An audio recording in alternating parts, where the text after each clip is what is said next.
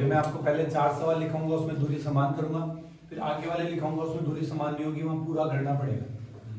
मान लो अपन अपनी कोचिंग से जाते हैं स्टेडियम, ठीक है, ये कोचिंग है और ये स्टेडियम है।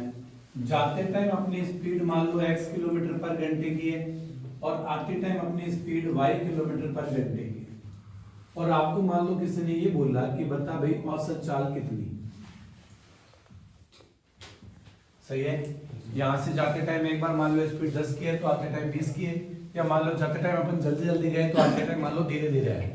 तो जाते टाइम की स्पीड कितनी है x और आते टाइम की स्पीड कितनी है। आपको बोला भाई औसत चाल कितनी है, तो आप मुझे बताओ, अगर मैं ट्रिक अगर लगाऊं तो यहाँ पर आप मुझे बताओ औसत चाल क्या होती है। तो औसत चाल होती है, मान लो यहाँ से यहाँ तक की दूरी d है, सही है। तो देखो d दूरी तो आप गए और d दूरी आए तो कुल दूरी तो हो गई 2d।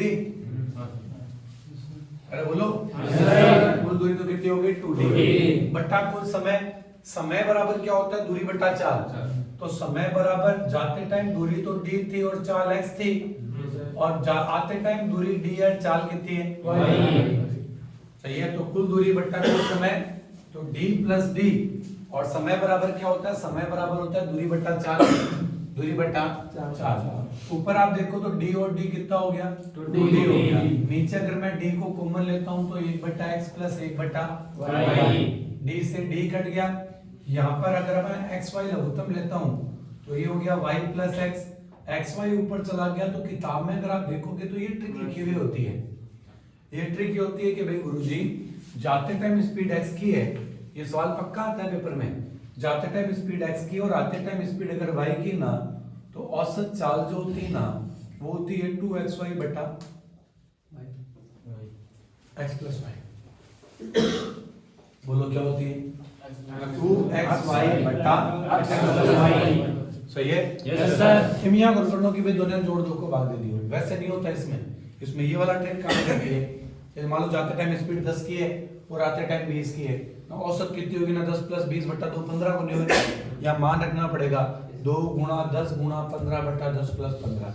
ये सवाल इसीलिए अलग होता है, ये वैसे सॉल्व नहीं होता है।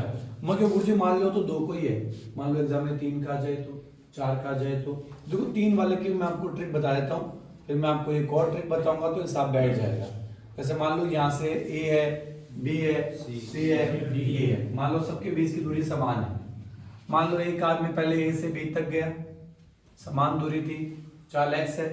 फिर b से c तक गया, मान लो चाल कितनी है y।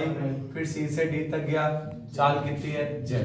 हमें बोला बताओ गुरुजी इन सब की औसत चाल क्या है। तरीका वही है सॉल्व करने का, और यहाँ पर हो जाएगा 3xyz बट्टा xy plus yz plus z। एक बार इनको आप उतार लो, सवाल अपन सॉल्व करते हैं कि क्या हिसाब